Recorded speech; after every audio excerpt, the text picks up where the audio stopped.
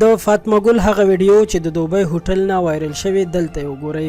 دوستانو فاطمه ګل به تاسو ټول پیژنئ چې د مراد څلورمه ښځه ده او دې نه مخکې چې د نیلم ګل په شمول کومې ښځې کړې وي هغه ټولې طلاقې کړي او داسې هم نیلم ګل کله کله وایي چې ماته طلاق نه دی راکړی خو مراد وایي چې دا زه نه ښځه کوم. دوستانو نیلم ګل څو ورځې وړاندې د مراد دوی پسې بیا ګډې وډې شروع کړې وې چې مراد په خپله نوې ښځه فاطمه ګل باندې دوبۍ کې غلط کارونه کوي او اوس بیا دوبۍ ته روان دي او ټیکسي توب به پرې کوي.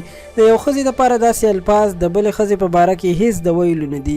یعنې زه چې دا کومې خبرې کوم دا نیلم ګل ویلي دي او نیلم ګل چې کوم الفاظ د فاطمه ګل دپاره استعمال کړي نو ډیره د افسوس خبره ده چې کومې خبرې هغې کړي دي هغه د سړو په خوله هم نه راځي. خو مراد چې کله دوبۍ ته خپله ښځه فاطمه ګل بوتله او هلته یې پرې شوګانې کولې او سټیج ډانسونه یې پرې کول نو هغې هم د خلکو په ذهن کې سلګونه پوښتنې راوچتې کړې چې ولې یو کس چې ځان ته پښتون هم وایي په خپله ښځه داسې کارونه کوي. خو کومې ویډیوګانې چې مونږ کتلي نو واقعا چې هغه ډېرې د افسوس وړ دي. خو خیر دې کې اوس بله لوبه هم شروع ده چې نیلم ګل د فاطمه ګل د قصته د شاهد خان او نورو فلمي اداکارانو خواله ورځي او فاطمه ګل د نیلم ګل د قصته ورځي.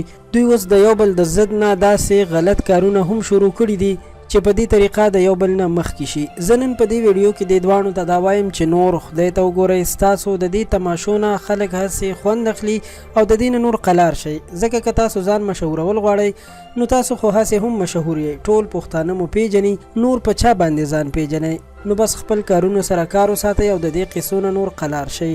امید لرم چې زما دا پیغام به دوی ته ورسي او په دې خبرو به عمل وکړي. قدرمنو تاسو که هر څه پیغام لرئ کمنټ کې ولیکئ او له نورو په زړه پورې ویډیوګانو لپاره زموږ چینل پښتو پوسټ در سره سبسکرایب کړئ. ډیره ډیره مننه.